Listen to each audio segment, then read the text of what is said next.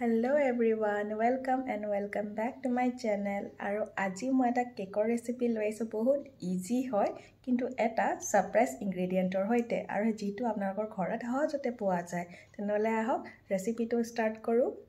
First আমি এটা বাউলত 3টা কণী লৈ তাক ভালদৰে ব্লেন্ডাৰেদি ফেটি লৈছো আৰু আপোনালোকৰ যদিহে ব্লেন্ডাৰ নাই তেনেহলে আপোনালোকে হুইস্কাৰো ল'ব পাৰে কিন্তু হাতেদি কৰিলে অকমান কষ্ট হয় আৰু সময়ও বেছি লাগে আৰু ব্লেন্ডাৰেদি কৰিলে খুব বেছি 5 মিনিট মান কৰিলে আপোনাৰ ধুনিয়াকৈ এনেকৈ ফুলি আহিব আৰু লাহে লাহে দেখিছেনে বস্তুখিনি হোৱাইট হৈ আহিছে। এতিয়া আমি তাতে চেনি এড কৰিম। চেনিখিনি আপোনালোকে কিমান ল'ব নিজৰ অনুযায়ী ল'ব আৰু তাতে আমি তেলো ব্যৱহাৰ কৰিম। জুখবিলাক সব দি দিয়া হৈছে স্ক্ৰিনত আপোনালোকে চাই ল'ব পাৰিব কিমানখিনি লৈছো আৰু এখিনিও ভালদৰে মিক্স কৰি লম আৰু ভালদৰে মিক্স হৈ লোৱাৰ পিছত অকমান ডাঠ হৈ আহিব। তাৰ পিছত এতিয়া আমি ড্ৰাই ইনগ্ৰেডিয়েন্টস মই দিছো 1 কাপ আটা, বেকিং পাউডাৰ আৰু বেকিং সোডা আৰু এইখিনি ভালদৰে চালনী দিয়ে চালি লৈছো।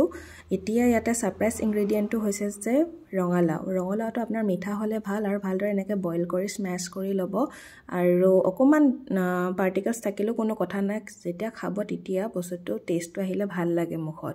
আৰু এইখিনি মই মিক্স কৰি লম এই লিকুইড ইনগ্ৰেডিয়েন্ট খিনি যত আমি কণীৰ বেটাৰটো আমি বনাইছিলো সেইখিনিত ভালদৰে এনেকৈ মিক্স কৰি লম আৰু ইয়াতে এড কৰিলো ভ্যানিলা এসেন্স। এটো অপচনেল হয়, আপোনাকে নিদিব পাৰে কিন্তু কিছুমানে কি হয় যে কণীৰ গোন্ধটো নাথাকিবলৈ কাৰণে কিবা এটা সেন্স দি ল'ব লগা হয়।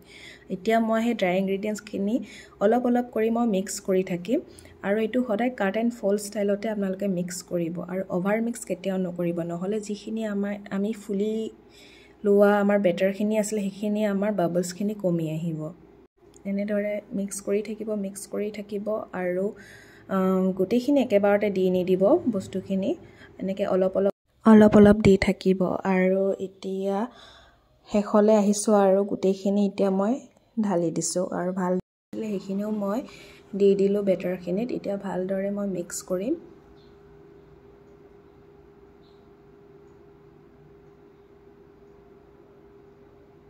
তা দেখিছে যে অকমান ডাঠ নিচিনা লাগিছে সেইকাৰণে ইয়াত মই গাখীৰ এড কৰিছো। আপোনালোকে পানীও এড কৰিব পাৰে কিন্তু গাখীৰটো দিলে টেষ্টটো আৰু বেছি ভাল হ'ব আৰু সফট হ'ব আৰু দেখিছে যে ডাঠ হোৱাৰ পৰা এতিয়া অকমান পাতলা হ'ল বেটাৰখিনি আৰু এনেকৈ আপোনাৰ ৰানিং কনসিস্টেন্সি হলে ভাল। এতিয়া এটা ষ্টিলৰ সসপেন লৈছো। আপোনালোকে যিকোনো এনেকুৱা মল ল'ব পাৰে বা কেক টিন যিটো আজিকালি মাৰ্কেটত আহিছে বা হেতু যদি নাই আপোনালোকে এনেকুৱা ধৰণৰ সসপেন ল'ব পাৰে। মই একদম সিম্পল কে দেখাইছো যে আপোনালোকৰ ঘৰত থকা বস্তুৰে কেনেকৈ আপুনি এটা ধুনিয়া কেক এটা বনাব পাৰে বহুত ইজি ষ্টাইলত। আৰু এতিয়া মই বাটাৰ পেপাৰখন লৈছো। বাটাৰ পেপাৰখন ৰাউন্ড শেপত কাটিবলৈ হলে এনেকৈ ফোল্ড কৰি ল'ব লাগিব যেনেকৈ মই এটা স্ক্ৰিনত দেখা পাইছে আপোনালোকে। এনেকৈ ফোল্ডিং কৰি যদি আপুনি লয় তেতিয়া সমানকে কাটি ল'ব। কাটি ললে আপোনাৰ কি হ'ব পাৰফেক্ট শেপত এটা ৰাউন্ড শেপ আহিব আপোনালোকৰ যেটো এতিয়া দেখা পাব আপুনি চাই লওক। এয়া সব ইমান ধুনিয়াকে এতিয়া ৰাউন্ড শেপ এটা পাম আমি আৰু এই ৰাউন্ড শেপৰ কাগজখন আমি এতিয়া এই মলটোত আমি ফিক্স কৰি ল'ব লাগিব আৰু ফিক্স কৰি লৈছো। এতিয়া অকমান ডাঙৰ হলে কোনো কথা নাই।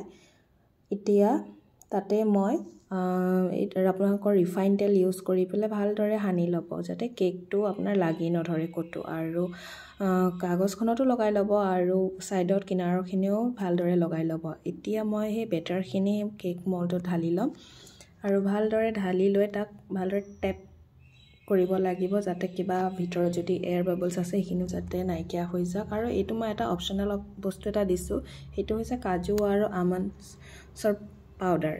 আৰু এতিয়া মই এই কেকটো কেৰাহীত বনাম আৰু কেৰাহীটো মই প্ৰথমতে 10 মিনিট প্ৰিহিট কৰি ৰাখিছিলো। এতিয়া তাক ঢাকনেৰে ঢাকি দি মই আধা ঘণ্টা বা 35 মিনিটলৈকে মই বেক হ'ব দিম আৰু সব কি ধুনিয়াকৈ কেকটো বনি ওলাইছে আৰু চাকু এখনেদি চেক কৰিছো চাকুখনো ক্লিয়াৰ আহিছে। এতিয়া এই কেকটো মই ভালদৰে কিনাৰৰ পৰা কাটি লম যাতে লাগি নধৰে। ইনো না লাগে কিন্তু হলো অতৰাই লৈছো আৰু এতিয়া চাওক পিছফালৰ পেপাৰখনো আঁতৰি গৈছে আৰু ফ্ৰণ্টখিনি চাওক কেকটো গৰমে মই উলিয়াই লৈছো সেইকাৰণে অকমান ভাঙি গৈছে।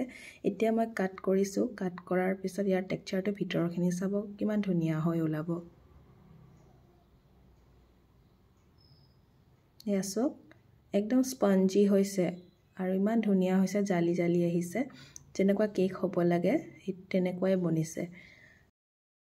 ময়ো টেষ্ট কৰি চালোঁ আৰু এনেকুৱা ঘৰুৱা বস্তুৰে যদি কেক বনাইছোঁ এইটো বহুত হেল্ডিও হয় আৰু খাবলৈও বহুত ভাল হয়। তো দেখিলেই যে আপোনালোকে মই কেনেদৰে কেকটো বহুত সহজতে বনালোঁ আৰু ছাৰপ্ৰাইজ ইনগ্ৰেডিয়েণ্টটো যিহেতু ৰঙালাও আছিলে আৰু আপোনালোকৰ এই বস্তুটো সহজতে পোৱা যায় সকলোৰে ঘৰত আৰু এনেকৈ আপোনালোকে ট্ৰাই কৰি চাব আৰু নিশ্চয় ভাল হ'ব। আৰু যদি আপোনালোকে ট্ৰাই কৰে তেনেহ'লে মোক কমেণ্ট কৰি জনাবলৈ নাপাহৰিব। তেনেহ'লে আজিলৈ আহিছোঁ। ভিডিঅ'টো যদি ভাল পালে দেন লাইক কৰিব, কমেণ্ট কৰিব এণ্ড ছাবস্ক্ৰাইব কৰিবলৈ নাপাহৰিব। তেনেহ'লে বাই।